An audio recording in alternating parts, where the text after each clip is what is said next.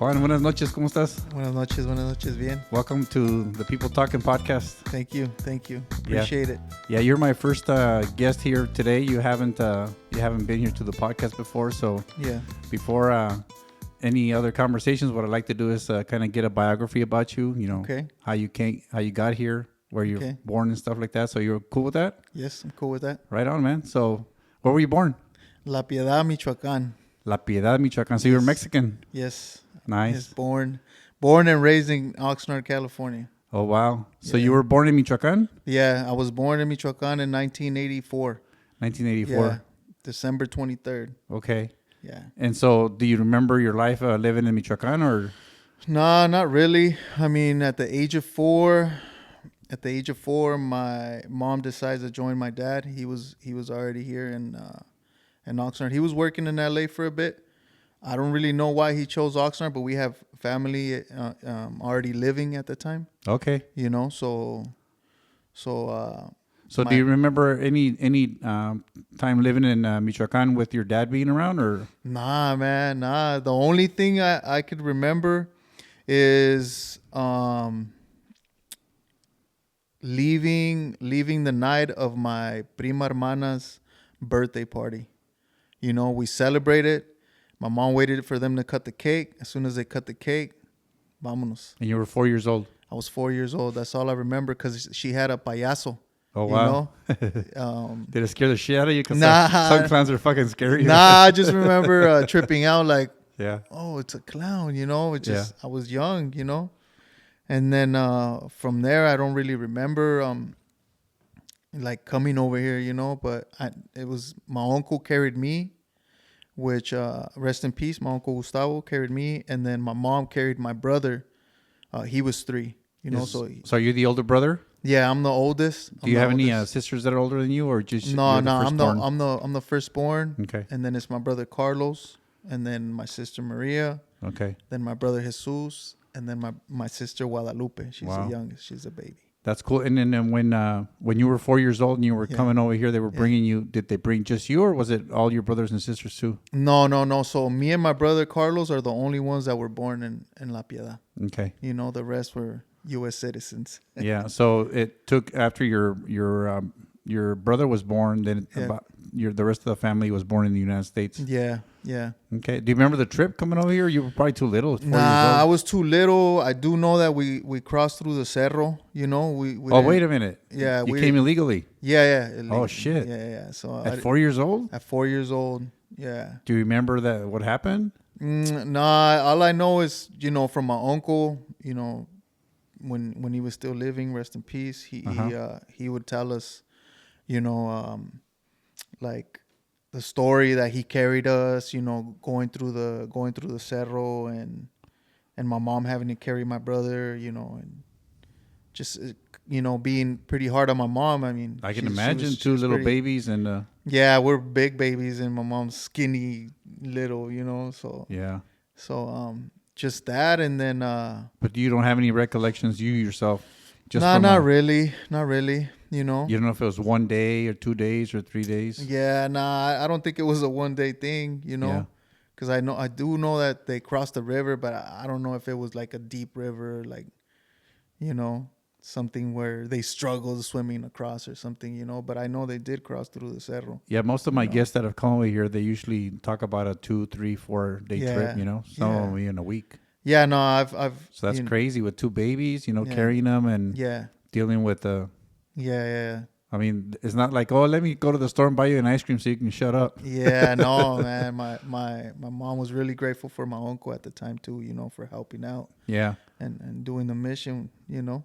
So your dad was already in the States? Yeah, he was already in the United States. He was living in LA. And he was already just doing odd jobs, you know.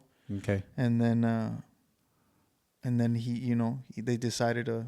So your first when you moved to the States, you lived in LA, Los Angeles? Yeah, for a bit we lived there for a bit, and then my dad came to Oxnard, try to find a spot.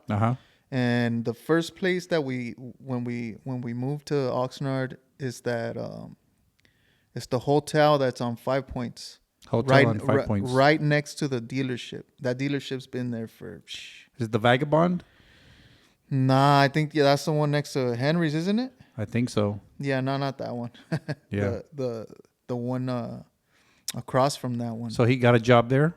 No, he actually got a room there. That was our first spot. That's where you... His first job. That's where you arrived. Yeah, that's where we arrived. Oh, gotcha. Okay. My dad got to Oxnard and he was working at Campos Tres Eses. Uh-huh. I mean, living in Campos Tres Eses for a bit. And then he was working in the fields, you know. This is before he brought the family over. Yeah, like him prepping to bring us over. Yeah, because I don't think... Do they have families that live there? I don't think they have families, no? No, not there. It's just the braceros that come over and do the field work and then go back to Mexico or... Yeah, so he got a room for us at that hotel. Wow. That's where we stayed at. You know, he was staying by himself before we got in the picture. Yeah. At the Campos Tres Eses, you know. And then he gets a room there. I have an uncle, rest in peace, that lives at the commercial trailers. I don't know if you've heard of those. No. The spot, the drive-in used to be there. Okay. It's right next to the trailer park. Yeah, right I think I know where it's at. Yeah. Yeah. So it's off of Highway 1. Yeah. So I think the place is still open. Not the drive-in. The commercial. No, not the drive-in, but the trailers are still there. Yeah, the trailer park is still there. Yes, it's still there. Yeah. So my uncle got a little small trailer, man. It's probably like the size of a Suburban or something. A little one. Yeah, it was a little one, you know. Yeah. And that was our first home, you would say. You know, cool. When we came here, but And do you remember how long you stayed there? It was a couple years. Because then my dad ended up getting a job in the oil fields. Okay. I don't know if you remember when you would drive north on 101. There was like these big towers that were oil pumps. Mm-hmm.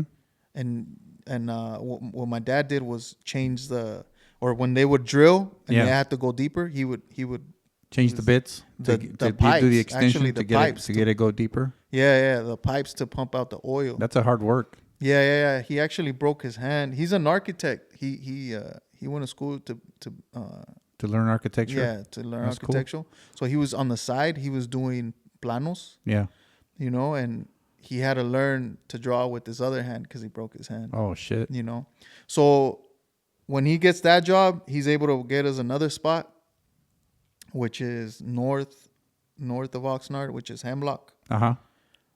So we lived there for a couple years. Was that more like an apartment or? That was an apartment. That was a little bit nicer. Yeah, it was a little bit more room to play around. Yeah, when we lived at the trailer park, I mean, it was me, my brother Carlos, and my uncle Jaime. We would sleep underneath the kitchen.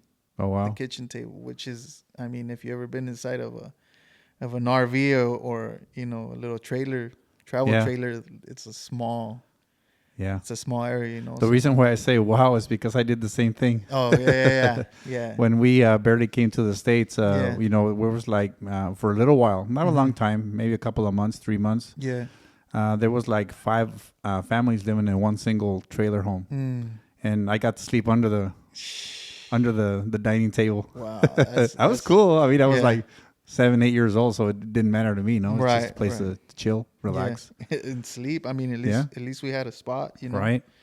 Yeah. When my suegros got here, they told me a story, which I was like, yeah. I mean, that was a pretty hard story. But when they got here, the people in the trailer didn't have space for them to sleep inside, so they had a camper in the driveway. Okay. A camper off the truck on the driveway on the concrete. Yeah. So they just put a bunch of cardboard in there, and that was their bed, you know, until they found a spot, a room or something. Yeah. You know? That was. Well, humans are amazing, man. We'll adapt to anything. You know? Yeah. I mean, when you think you had it rough, and then you hear other people's story, you know. Oh yeah. There's always somebody that's different. Worse off than you and better off than you. Yeah. So if you have a big head, shrink it, dude. You're not that important. Yeah. And if you think you're in the slums, no, not really. There's people that are worse off than you. Oh yeah, man. I thought I had it rough growing up, you know, because my mom would go to the Segunda, or I never had the Nikes that all the other friends had, you know, or classmates. Did you grow up with winos? What did you grow up with? Because that's what I grew up with. not winos. You're too young for that. Yeah, no, I don't remember those. I mean, I don't even know. No, Payless, obviously, you know. Yeah. It was Payless and whatever my mom could get 2 for $1, you know. Yeah. Well, that's. Yeah. I mean, it's kind of a. It kind of sucks because you see what everybody has now and stuff, but it's kind of good because it kind of gives you appreciation for the things that you work for and that you earn, you know? Definitely. So when you get something nice, you're like, oh, man, I remember when I was wearing crappy shoes. Yeah. And I can afford the nice ones and it feels good, you know? Yeah. Especially if you buy it yourself. Yeah. So that's a good thing. Always wanting the Jordans, and then you finally buy the Jordans, and then you regret buying the Jordans because it was just too much. I could have bought 3 other things, you know? Yeah, definitely. That's cool. So do you remember when you started school, where were you living at? Were you living at the apartment, or were you still living at the trailers, or were you living somewhere else? Nah, I was living in the apartment, which is Hemlock. Mm-hmm. It was Hemlock, and I think I went to kinder, and I tell my kids this because I passed by the school going to the Port Hueneme Beach. Mm. You know, there's a school over there next to the Wendy's. Okay. And I was going, I think it was like kindergarten, something for the summer, right? It was my first time going. My mom tells me, hey, you're going to go in a bus and they're going to take you to the school. All right, I get in a bus. I ended up going to that school que te digo que está en Port Hueneme. Yeah. I don't know the name of it. And I'm trying to check in. And they're like, wait a minute, you're not even a student in this school. Oh, shit. You got on the wrong bus? So I got on the wrong bus and went to the wrong school. On your first day? On my first day. Wow. Gracias a Dios, they gave me some lunch, though. Oh, wait a minute. You got your cell phone out and you called your mom, right? Yeah, it was not even the beeper was out then. Just kidding.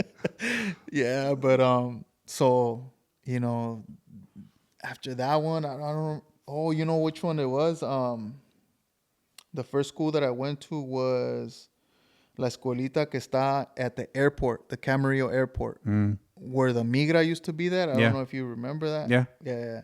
There's 2 little small, they look like houses, but they were actually schools. Okay. That was my first school, actual. I don't know. I don't remember if it was kindergarten or It's probably kindergarten because it sounds like you were old enough to enroll in kindergarten when they brought you over here. Yeah. Yeah, because when I came over here, I was probably like 7 years old, and so they put me like in first grade. Oh, okay. I didn't go to kindergarten here. Yeah.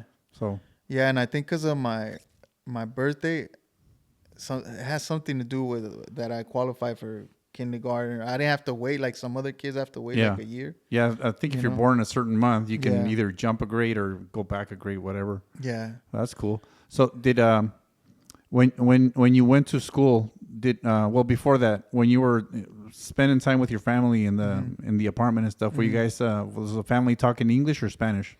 Nah, puro español. I mean, even to this day, I give my mom hey man, you should have learned English by now. She's not embarrassed to talk English. Yeah, but it's not proper English. So she'd rather just speak in Spanish.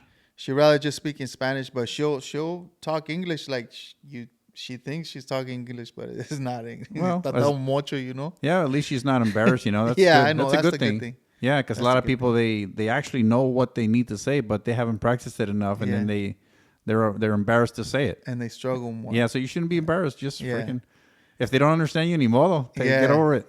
Yeah, and then she had to do it because sometimes she wanted to argue about something she wanted to return at the store. And, none of my siblings wanted to do it, so it's like... Yes, sometimes as a spectator, those are the best conversations to hear. What the hell was that word? Yeah, I mean, sometimes they're laughing instead of getting mad, But that's good, though. Yeah. That's cool. So it was mostly Spanish. So when you went to your school, and there was no bilingual, or was there bilingual by that time? At that time, no. Not until I got into elementary, which they had the bio. Or the bilingual? The bilingual. Yeah. So it was some classes in English, some classes in Spanish. Yeah. Okay. And how do you remember it being difficult for you when you went in? Really bad. Really bad. When I remember when we were living, when we got our apartment, my first friend was a white chick and a black dude, and I couldn't communicate with them. But luckily, my black friend, I don't remember, I think his name was Aaron. Mm-hmm. His mom was... Aaron? What's up, Aaron? His his mom was deaf. Oh. So he knew sign language. So I guess it was easy when I try to communicate with them, like, you know, whatever you by pick up sign from language. his mannerisms and his hand movements, you were able to Or me just trying to explain, you know, like, do you want to play or something, you know? Yeah. He would understand me. And those were my first friends, and they would try to teach me. I was lucky enough with my friends, man. They were like, no, you got to say it this way. Also, they actually taught you. Yeah. Instead of making fun of you, or I'm sure they made fun of you anyway, but they were trying to teach you. If they did, I didn't get it. You know what I mean? Porque it took a while, como dices tú. I mean, nobody else was speaking English at home. Yeah. You know what I mean? So only at school or with my friends. Yeah. You know, and it was pretty difficult for me, I would say. Yeah. So do you remember anything happening during school that you kind of sticks out, like, you know, a fight or an altercation or anything that might have happened? I don't know why, but I had to deal a lot with racism. Yeah, you did? Know, yeah. It's usually a lot of white kids, you know, just telling me stuff. You know, it was pretty bad. You think it was racism or just kids being assholes? Well, I guess it's being assholes, pero pues le nombran racist, you know? Like, oh, you beaner, you this, you know, just... Yeah, because, you know, I don't know about you, but I used to throw it back at them too and, say racist shit back to them. Yeah, no. I mean, to me, it was always like, I grew up with a lot of uncles, you know, like wherever we lived at, whether it was apartment or house. Yeah. I grew up with my uncles, and they always, like, you know, taught me you gotta show respect, and they gotta respect you, you know. So they told you how they showed you how to not elevate the stress level, just kind of mellow it down. That, and then I mean, if self-control. And if it comes to physical, it comes to physical. You know what I mean? Yeah. Like, if you lose a fight, you get back up, and that's it. You know? Do it again. Yeah. So you went through all your school. Yeah. Do you remember about how old you were or what grade you were when you started picking up English a little bit better, where you can communicate and talk smack to your friends? Yeah, that was probably 4th grade. Yeah. You know, 4th grade. Sounds about right. That was good already. Yeah. You know, the cartoons. That helped me a lot too, the cartoons. Yeah, because my friends would talk about it. Uh-huh. You know, I loved watching like the Spanish shows with my parents, you know. I mean, we never really had a lot of TVs, so... Oh, no, everybody had one TV and whatever... whatever Dad was watching, that's what everybody watched. So whatever they were watching, we were watching, you know? Yeah. So... Chavo del Ocho, La Camioneta Gris, you know? Yeah. The Cantinflas movies, those are my... Like, Cantinflas is like my favorite. Yeah, I think we all grew up with those movies. Never get bored watching that, you know? El Cine de Oro también. Yeah. You know, you see all those classic Mexican movies that are pretty cool with the guitarras and the... And then what's that one dude that his balas never... Oh, Mario Armada? Mario Armada, man. He never runs out of bullets? No, it was a revolver with 6 shots, and they would just keep going. He's a number 1 OG. He never runs out of bullets. Yeah. He'd kill 30 people with one gun and never reloaded. Exactly. And then he would hide behind a tree. You could see them all. And they still miss. Yeah. That's so funny. So with my friends, you know, them telling me like, oh, this cartoon or that. Yeah. That's how I started, like, okay, you know, getting into the culture, you would say. Yeah. You know? But it was pretty. I mean, the speaking wasn't that bad. You know, it was the writing that would get to me. Yeah. You know. Were you raised free range, where you know your parents don't really manage where you are, where they pick you up and stuff like the parents do today, and more like, you know, be home by 6 o'clock because that's when dinner's gonna start, or be home when the lights come out, or you just get out of the house and don't even say I'm going somewhere, or did you have a like where your parents needed to know everything that you did all during the day? Yeah, my parents worked a lot of hours. Uh-huh. You know, they would get home late. But was your mother working too? Yeah, my mom ended up going to school for like hair. Okay, know? So she's a beautician. Yeah. Cool. So she was working on that. My dad eventually he got into construction. Okay. You know, but my dad was old school. You know, like the morals, you gotta help around the house. You know, So doing the chores and stuff like that. Strict? Yeah, they were strict. But I mean, we would, you know, in that time that que duraban en llegar, you know, we were out playing, you know. And they always had like, hey, you got to be home by this time or whatever. Sometimes we'll follow it, sometimes we wouldn't, you know. Yeah. I was always a knucklehead. I was, you know, I was the oldest one, so. Yeah. So you had a little bit more free range. Not free range. I was just a knucklehead too, you know. Just like, hey, you got to be by this time. All right. And then be a little bit late. Be late. Would you get in trouble? Yeah. I mean, you know, I was the one who set the example for my siblings, you know, not to do. Yeah. So then the rest of your family is born here after you're already going through all this, right? Yeah. The rest of your sisters and brothers Yeah. that are younger than you and your brother? Yeah, my brother Carlos. Yeah. You know, we're only like a year and some change apart. Yeah. Were you able to fix your immigration status at that point? I think we fixed our immigration. Our paperwork was in already because my dad was a citizen. When he brought you over here?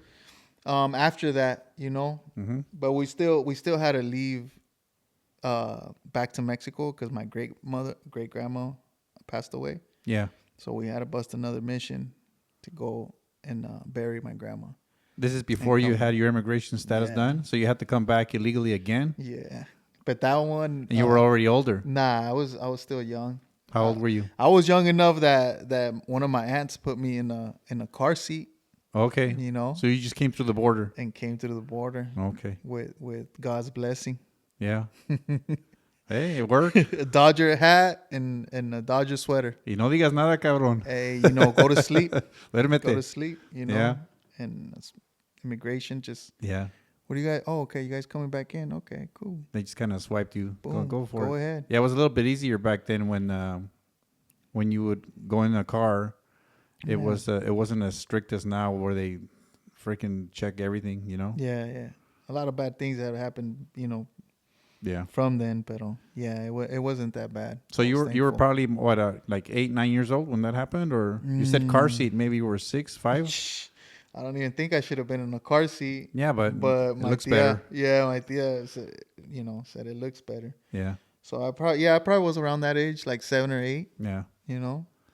And so you come over here, you do your school, you get your friends, and you're learning how to chill and stuff. Yeah. So you kind of by then we've been moving around too, you know.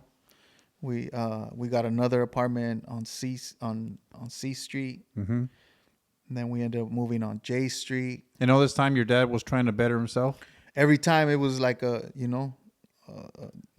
to make my situation better. How to level it up. His goal was to buy a house. At the time I wouldn't know what his goal was to buy a house, but eventually, our last apartment is at on J Street, which we were living there when that big earthquake hit. The Northridge? Yeah, the Northridge one. What year was that? 95, 96? That was 93, no? Oh, was it? I don't remember the exact year. Yeah, it was like 93, 94. Yeah, I was already married at the time. Yeah, because I know we moved into the house around 94.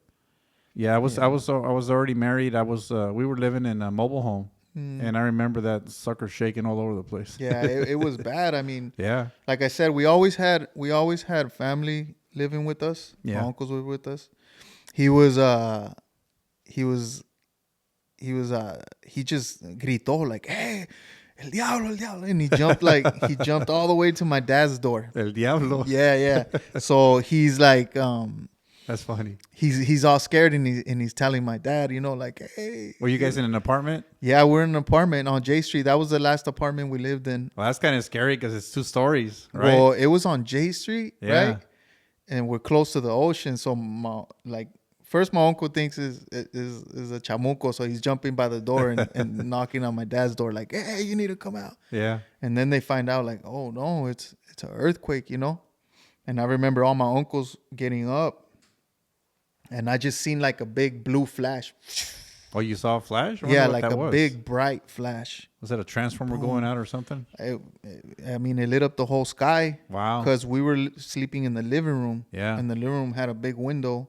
Y está el ditch on J Street that goes all the way to the beach. No. So all my uncles by that time, they're like, hey, we need to leave. And they open the front door. Y se oye like millions of buffaloes. Yeah, you can hear the rumble.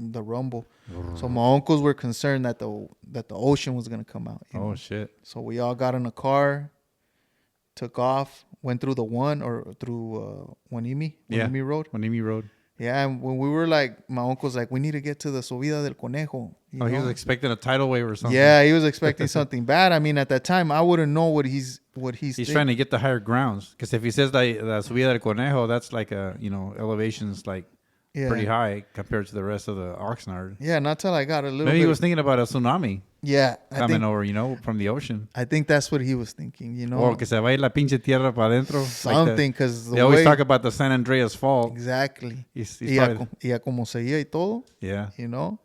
And we were on our way on Wanimi Road, and the military already had the road closed. Oh, wow. And told us, go back home. And my uncle's like, nah, we got to get to high ground. I was like, no, go back home. Yeah. So we're like, all right, go back home. So that was the last apartment we lived at. From there, that's when my dad buys his first home. Yeah. So that blue flash that you remember as a kid, you seen it. So what's your story? Was it a transformer or was it an alien? Nah, I seen Transformer. And it's not an alien? Dang, no, if it was an alien, it was probably like a mothership, A mothership? It was the whole sky. Yeah. Lit up blue, Yeah. It was some kind of a flash. Yeah, because we had the no tenía blinds ni nada, so the whole front, you know, was open. So that was pretty interesting. Yeah. So you guys come back home and then you have to continue with life. Yeah, pero siguen los aftershocks, and it was several months it happened. Yeah, it was bad. Kept getting aftershocks after aftershock, and some of the aftershocks were pretty bad too. Yeah, they were pretty strong. I mean, not as strong as the original quake, but you could still feel it. Yeah, the next day, man, I seen some dude got so scared he jumped to the very top of the stop sign. There was a stop sign in front of my house. Oh damn! And I was just chilling, playing outside, and then I just see this guy getting so scared that he jumped to the un solo hop. Wow. And he was just going like this. Adrenaline? Yeah, yeah. And, that's when we found out that it was going to be serious. Yeah. Because just like my parents having a hielera. Yeah.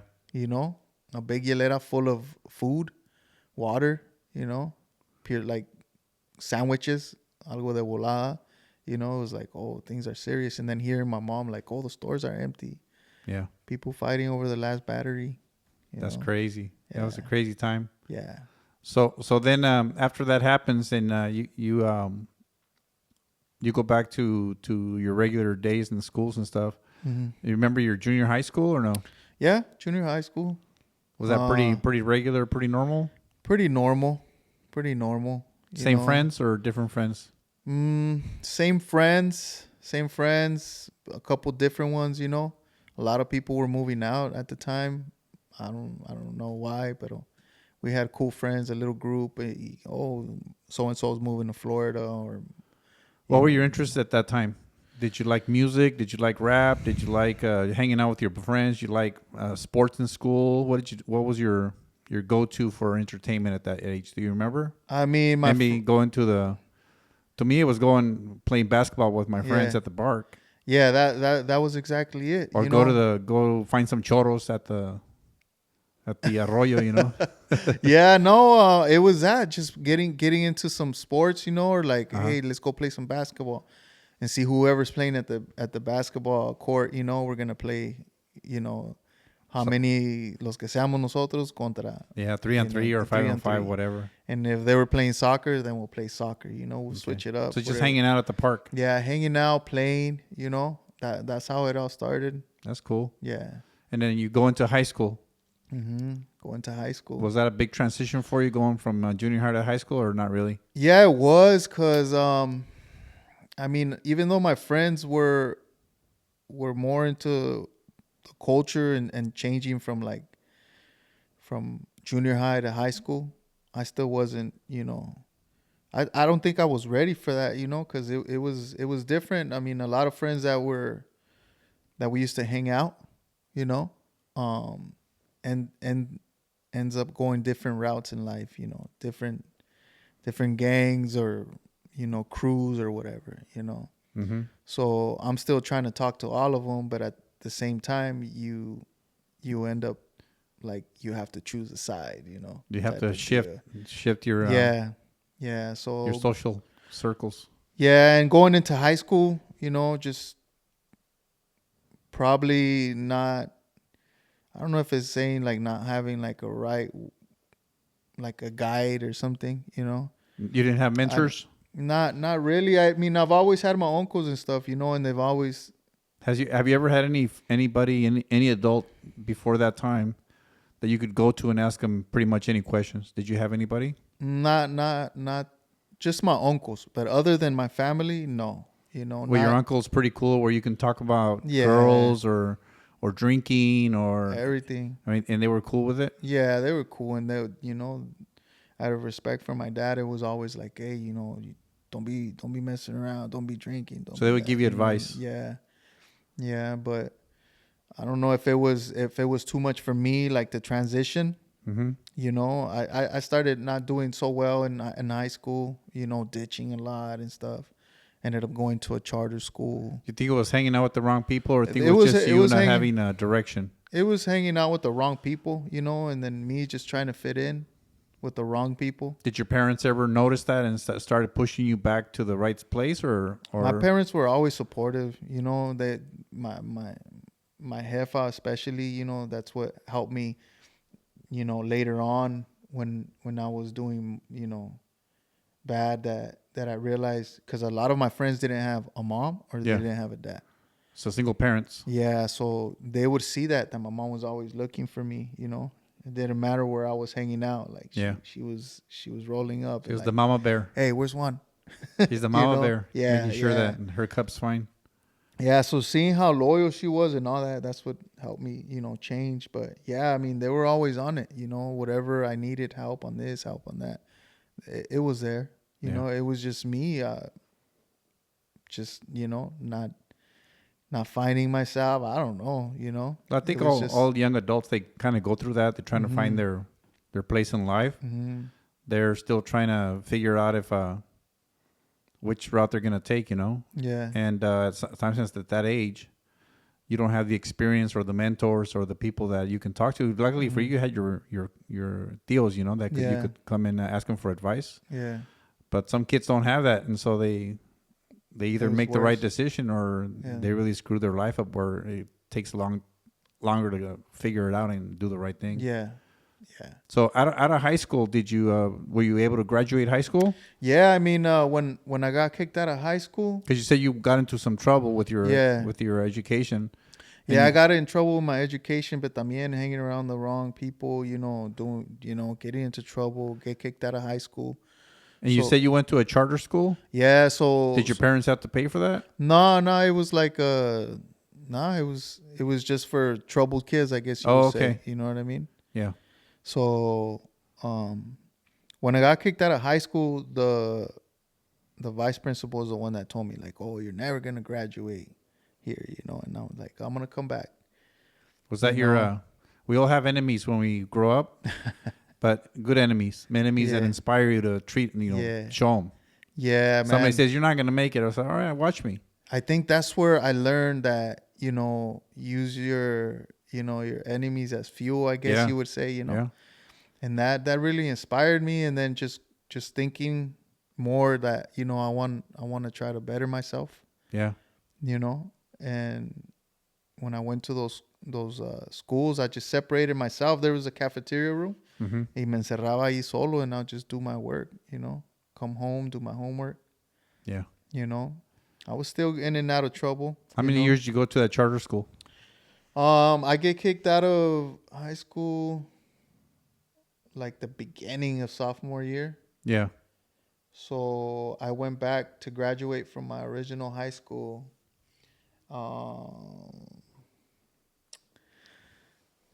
Probably 2 years. Yeah.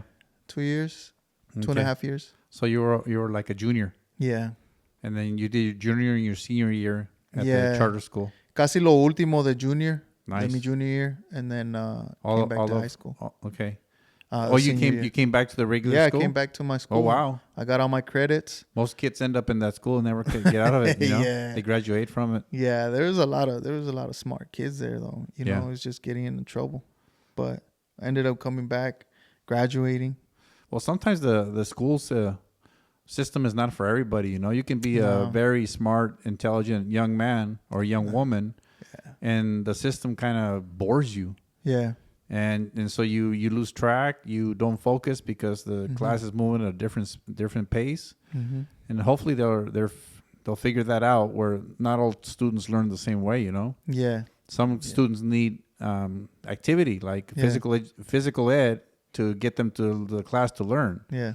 Some of them need to fidget, you know, with something while they're doing their work. Exactly. Not everything works the same for everybody. Yeah, and you know, saying that, you know, my mom takes me to the district when I get kicked out of high school, and she goes and talks to whoever was in charge there, you know, and he's like, hey, you know, you need to help this kid, you know, so he can better himself. Like, what else programs can you get him? You know, he just got kicked out. Like, was this your mom doing that? Yeah, she takes me with her, and I'm just like, Mom, let's get out of here, you know. And she's being Mama Bear. She's being Mama Still Bear. protecting her cub. Yeah. And the vato just says, hey, you know what? Just take him to the field. Wow, what an asshole. Go put him to work. That's what he wants, you know. And that was another thing, you know, it was that too, that field. That another bad guy that inspires you. Yeah. What a jerk saying that to your mom. Yeah, I know. My mom was like, what? Like, this is, you know. That is a little racist. Yeah, I mean, the sad part, he was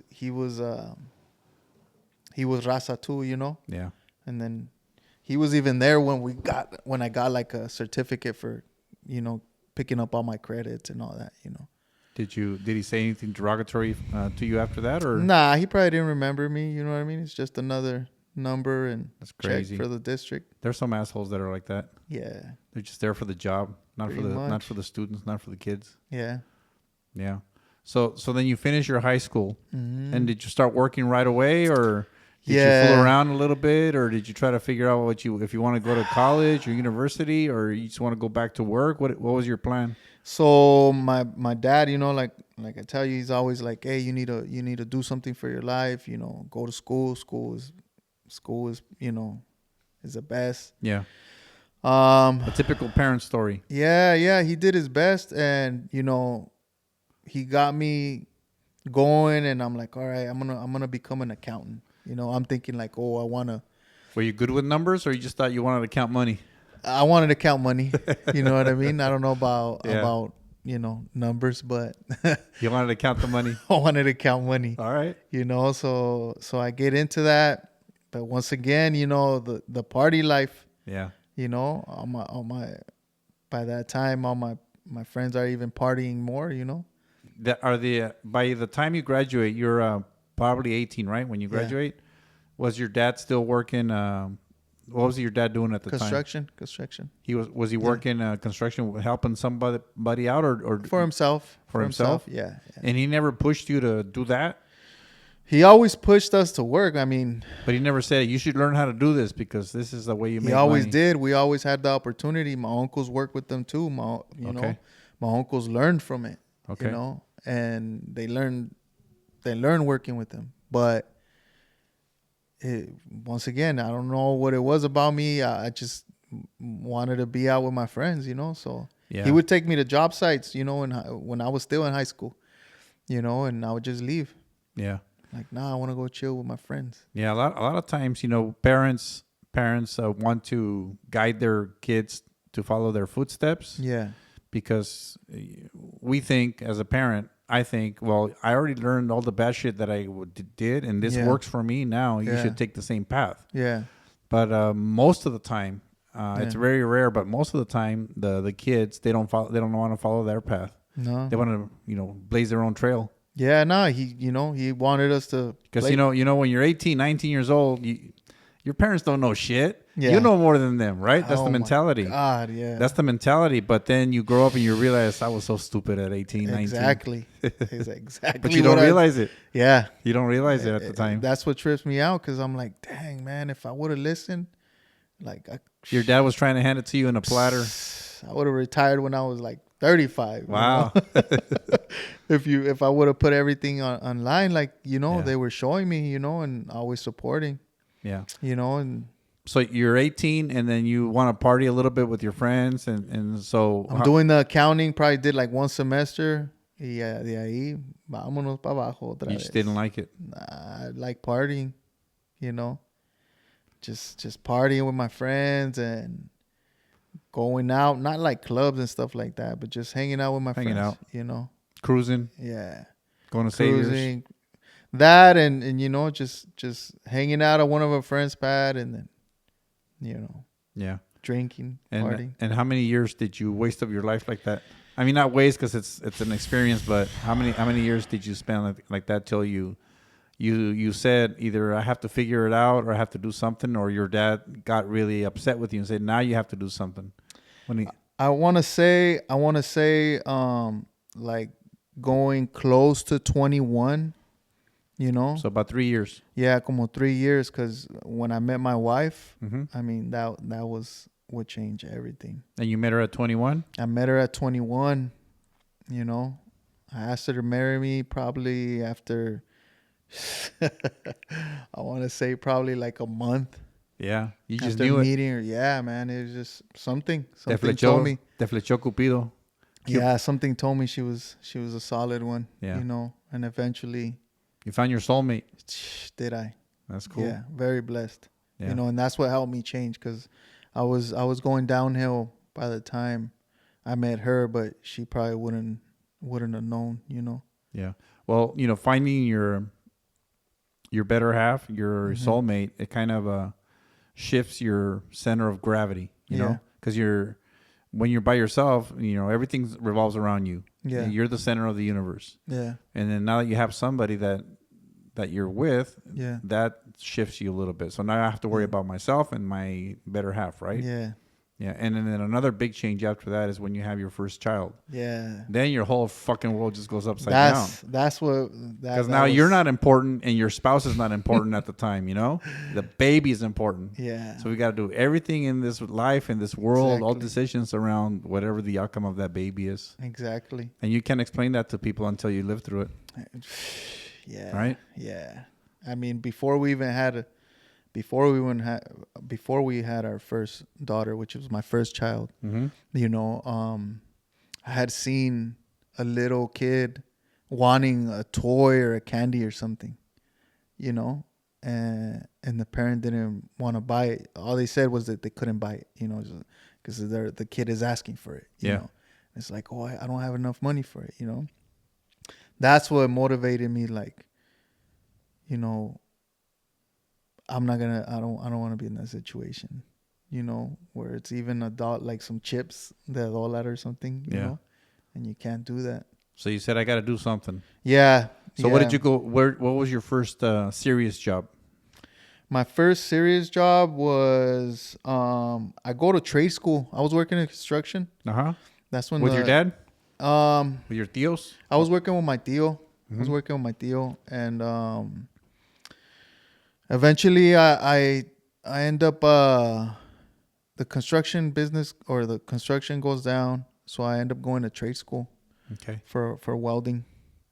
So my first serious job was a manufacturing company that made environmental test systems. Okay. And I welded like the frames for that. It was a pretty cool job. How long did you stay in school for learning that trade? Probably did like about 6 months. 6 months? Yeah. And I kind of lagged it. You could do it faster. And you did hands-on? They actually hands-on. have welders there that show you how to do it? Yeah, the instructor had like a helper. Do they show you different types of metals to weld or just one? Yeah, so it all depends how many certs you want to get. I ended up getting like my 8. I got like 5 certs. My pipe, my that's stick. certifications, right? Yeah, certification for pipe, for TIG, for flux core, for MIG, you know. Aluminum? No aluminum. Yeah. Well, eventually I learned how to weld aluminum with that manufacturing company. Okay. Yeah, that one was like, oh my god, I'm never gonna learn how to weld this. But Yeah, I think I'm not much of a welder. Yeah. I mean, it looks like I put chicle on the welds when I do it. Boogers. Yeah. And then you pick it up and it breaks. Oh, okay. I'm just kidding. I'm not that bad. But I'm not proficient in it because I don't do it enough. Yeah. But I've heard from people that know how to weld that aluminum is really difficult. I would say stainless. For me, it's stainless. Is it stainless? I can weld stainless, but oh my god, stainless is so temperamental. Yeah. You know, it's just too much calor, se te dobla. It starts warping. What about the aluminum? Too much calor and too much calor, and you're gonna get like we call them tumors. Unas bolotas. Yeah, or a big old hole. Or a big old hole. And then what do you do? And then that's how you learn how to fill the hole. Yeah, right. So then you learn your trade of welding and you go back to construction. Yeah. Any time after that, or how long did you stay in the factory making those frames? I stayed there, and you know what? Prior to that, I had worked. My first job was a structural job. Pero nomás duramos un año. I only lasted there like a year and a half. You know, now that I was remembering that one, that the owner got a welder's disease. What is a welder's disease? It's, I guess, from the fumes from the. Is it a lung disease? Yeah, it ends up messing up your lungs. You know, wow. So. I mean, it messes up more than just your lungs. Pero it was like a year and a half. And by the time I met him, he was barely walking. Wow. And people would just tell me, like, that's John? And I was like, yeah, why? And he's like, oh, that doesn't look like him. When you're welding, the metal gets hot and it evaporates and stuff. I wonder if you're ingesting metals into your body and that fucks up with your nervous system and stuff. Oh, that's going to mess up with your nervous system, too. So your speech galvanized makes that. Yeah, that's pretty bad. But the gentleman that made my fence here, he was doing galvanized, but he was making sure he was away from the fumes. You know, he was always turning around where the wind was going and would the other way. There's head movements where you should put your head for that, but I really hate that's a pretty big Alzheimer's. So for people that are out there that think they know how to weld like me, if you have to weld galvanized, you better not do it. I'd rather not, because you're gonna screw your life up for pay a professional that knows how to do it and have him be safe with it, right? Or just like the special proper PPE, like the right respirators, the right stuff. Yeah, the right stuff, and a pretty nice check. Yeah, but it's worth it. Yeah, if it's worth it. I mean, if you get sick and you're gonna screw up, 15, 20 years of your life, and then what? Exactly. For what? For saving $100, $200, $300, $500? Not worth it. Yeah. No sean codos, carajos. Spend the money. Exactly. Yeah. So then you do the welding, and then how long did you do that for? So I did a year and a half. The structural, it was only structural steel. That was a year and a half with John, and then I ended up going with this company, doing the environmental test systems. Mm-hmm. And then from there, I'm thinking like, I want to start my own company. And how old are you at that point? Think back, because you're already married. Yeah. You had your first girl. Yeah. Probably I'm working with them I worked with them for like 6 years, so probably like 26. Yeah. I would say, 27. Mm-hmm. Because then after that, I'm thinking like I need to get more money, and the company said like, hey, you're topped, like you're not gonna get more. I'm like, okay, so I want to start my business, but then I need to stack up some money. What should I do? A little cushion. Yeah, so I heard because your family still depends on you. Exactly. You got to pay the bills. Well, another dream of mine and my wife's is like, we got to get the kids a house where they can play, Right. Where were you living at the time when you were married originally? Were you in an apartment? No. We had an apartment, and then we moved in with my parents. Okay. And then moved in with my in-laws. So you were like... just bouncing around. Kids didn't have their space. You didn't have your privacy. Space. finally we got an apartment, and by that time we're already like trying to save. That's why we're bouncing around. Yeah. Then we got an apartment. My girls can't play outside in the courtyard porque the manager doesn't allow that. Wow. So we're like, okay, we need to push it harder. Yeah. And that's when I joined the labor's union. Working as a welder? No, as a labor. Okay. It's like I worked for constructions. For construction, like we worked a lot with Edison. Like before they would put their post, we would go and dig the hole for the post. Okay. For the electrical post. So we did like the manual labor. So you were the hired labor for the jobs. Yeah. But you were unionized. Yeah, we were unionized. So you were getting a little bit better pay than just being a regular laborer at a job site. Oh yeah, for sure. And benefits. Yeah, benefits were cool. Yeah. So you did that for a while. Did that for a while. And when you decided to go into your own business, do you remember what you were trying to get into? Were you doing the welding thing or construction? What were you thinking of doing for your first business? Going back when I was like 17, my dad had bought a little welder. Mm-hmm. He was doing a job and they needed a welder. He bought the whole equipment. One of my uncles knew how to weld, so he's like, "Hey, weld that up." You're like, "What?" I'm like, "What?" He's like, "Yeah, learn how to weld that up, do something." I'm like, "All right." So from there, it sparked the idea. Your tío showed you how to do it? Nah, just on my own. Yeah. Just on my own right there, just messing with it. Later on down the line, construction goes down. I'm like, one of my friends joined the school, the trade school. You said I welded a while back. Maybe I'm like, I wanted to learn how to weld, Yeah. And ended up, going to the trade school. Mm-hmm. So that had sparked me, like, I'm gonna start my welding company, Yeah. And just had another uncle too that would always motivate me too. He was always like, "Hey, start your welding, business, your license, get it all legit, so I can hook you up with the contractors that I work with." Is that what you went into for your first business, the welding business? Yeah, yeah. Is that what you do now, or you do something different? No, that's what I do. So you've had it for a while now. Yeah, I'm going on 9 years almost. Nice. Yeah. So you're pretty established now. Yeah, I'm good. Not as big as I would have. When you first dream, like, oh, I'm gonna have like 5-10 trucks. That's the worst thing you can do. Nah, I mean, I've had the opportunity to even have 5 guys, and that was such a headache. Yeah, it's people when they don't know, like you said, you dream big, so you say, "Oh, I want to have 20, 30 employees with trucks and blah blah blah," and all that is overhead. Yeah. And so it's good when it's busy and you have good workers and you have good people that manage the jobs. Yeah.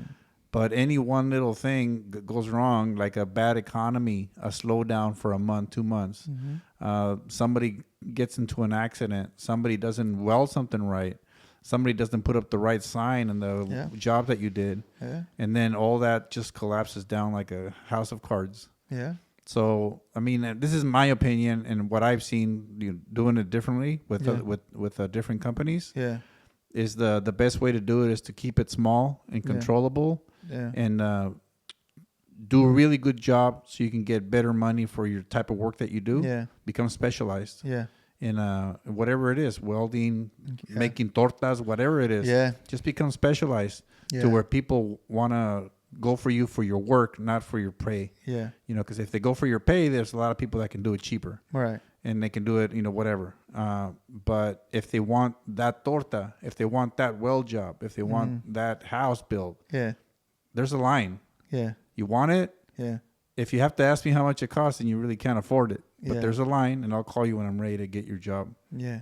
And I think that's the best thing for somebody that's trying to start a business. Focus on quality instead of quantity. Yeah, and I'll be honest, Alex. I mean, I just recently learned that, like it's the quality. Yeah. And then like you want to try to give the customer like the best service, the communication, the doing what you say you're going to do. Give them a good experience. Give them a good experience, and I've had good guys that work for me, but it's hard, hey, be here on time.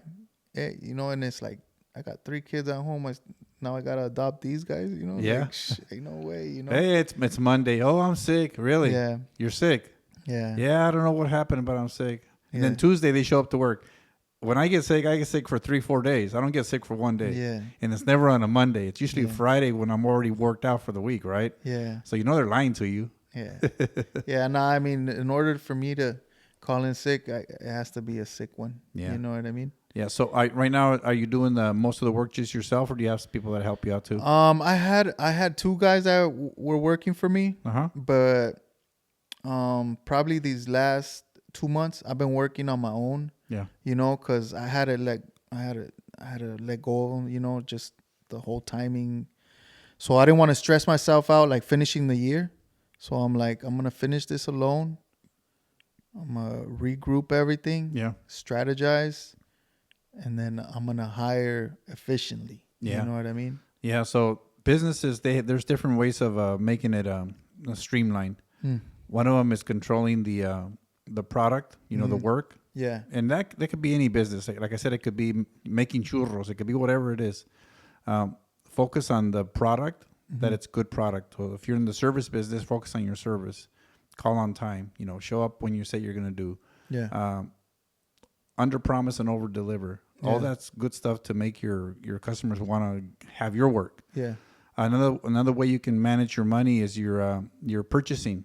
Yeah. Make good relationships with your people that you buy from. Yeah. Where you can have enough relationship where you can say, hey man, can you give me a break on this job, because I need to get the job and I need to charge a little bit less, but I don't want to do less work for can you help me out with the materials? Yeah. That's another way. So build good rapport with your vendors, suppliers, with your vendors. Yeah. Become personal with them, Yeah. And so that's important. And also, like I said, most importantly is under promise and over deliver. Yeah. If it's going to take you 10 hours to do the job in your head, tell their customer, hey, it's going to probably take 12 to 14 hours. Yeah. So that way, when you do it in 10, they're happy. Yeah.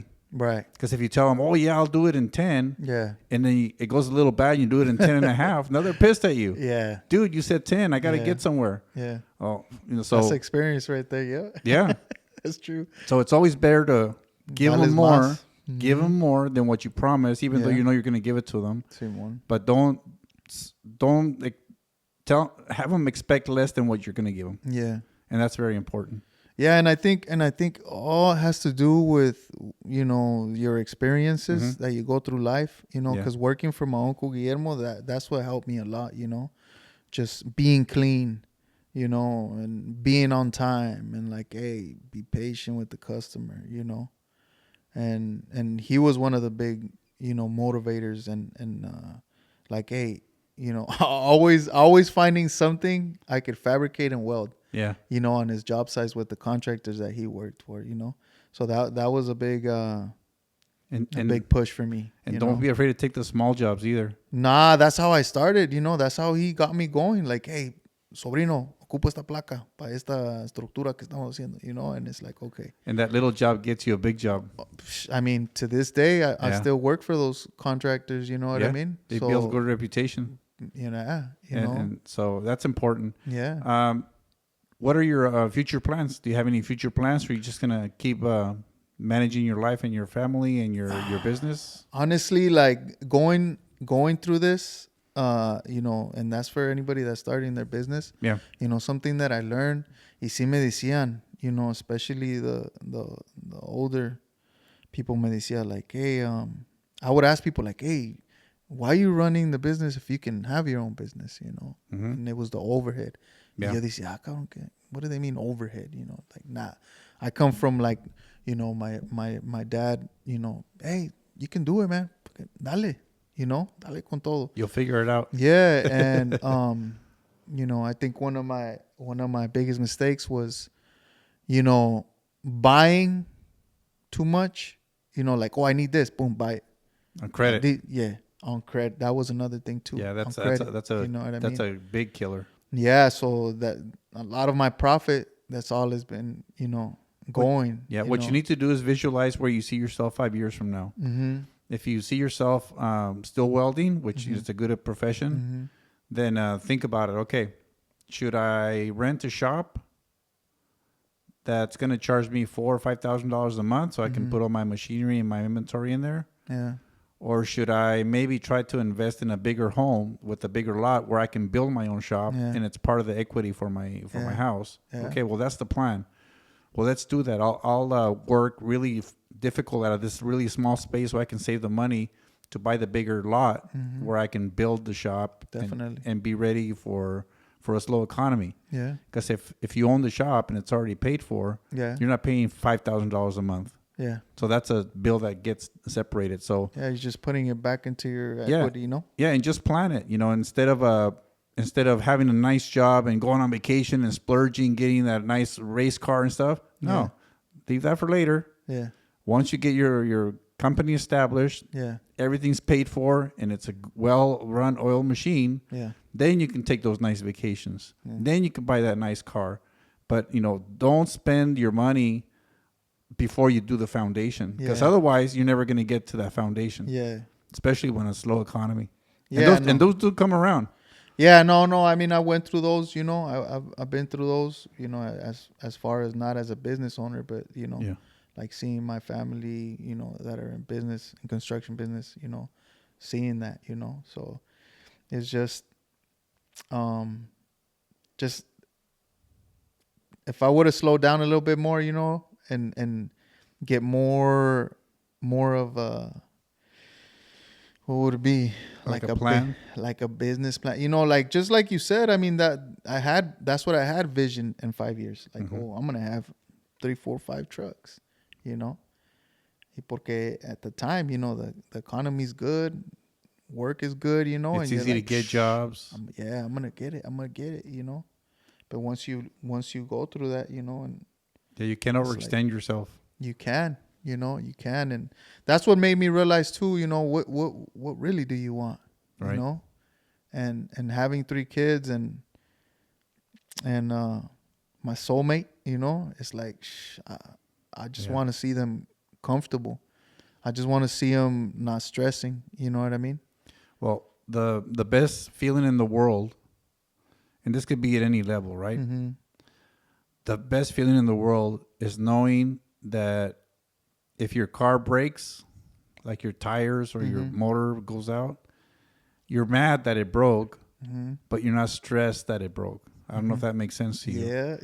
It's like, oh, shit, the car broke. Okay, well, I'll just take the money out and fix it. Exactly. It's a little bit of an inconvenience, but it's not stressing you out where you're, where the hell am I going to get that money to pay for that? Because that's what gives you the heart attacks, man. That's stress. Mm-hmm. So if you live below your means while you're building your company and getting it stable and self-sufficient, then it'll help you out when you want to actually have fun and go take those vacations and buy the nice cars and stuff like that. Because now, even if you buy a bad car that devalues the money, you can't make the payment, they're going to repo. Oh, yeah, that's fine, but the business is still strong. Yeah, it's stable. It's still it's a good thing. Yeah. So sacrifice at the beginning so you can live a lot better at the end. Yeah, and I went through that too. You know, when we were saving for our first home, we did that. You know, all our friends were like, "Hey, we're gonna go out to eat here, do that." Nah, that's cool. Man. We were thinking like every dollar, every cent counted. Yeah, those frijoles were fucking amazing when you got home. Man.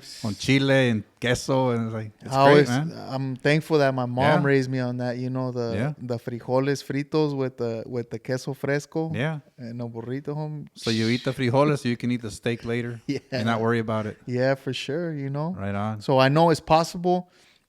And what you're saying is so true, because that's how I was living when I first started my business. But once it started getting better, I'm like, you know what? I can do it. You know, let's get more. Let's get another truck. Let's get another, welder. Let's get, which I should have took it a little bit more slower. You know what I mean? Well, I'm glad you figured it out. Sounds like you're still young. Yeah. You still got your whole life ahead of you. Beautiful family. With a nice wife that supports you. Yeah, man. And backs you up and pushes you. Yeah. Yeah, because that's That's what we need. We need our wives to push us so we can be better than we think we are. She keeps me on my toes, you know, and good. She's the accountant. Like I always tell the customers, oh, you'll be getting a call from the boss, you know, you can pay her. Right. Right on, man. You know? Well, Juan, thank you for coming. Thank you. And then sharing your life story with the people that are listening to this podcast. And I appreciate it. So now that people know you, I'd like to have you as a guest later on in the future to talk about whatever you want. For sure. Whether it's business or current events or whatever you want. I would like to talk about business. You know, there's a lot of people that could need help, you know, or are close to opening their new business. And I wish the best for them. And if anything that I say or could help, you know. Well, do it. You have an open invitation. Whenever you have something to say, I appreciate it. Let me know. Alex. We'll make time for you.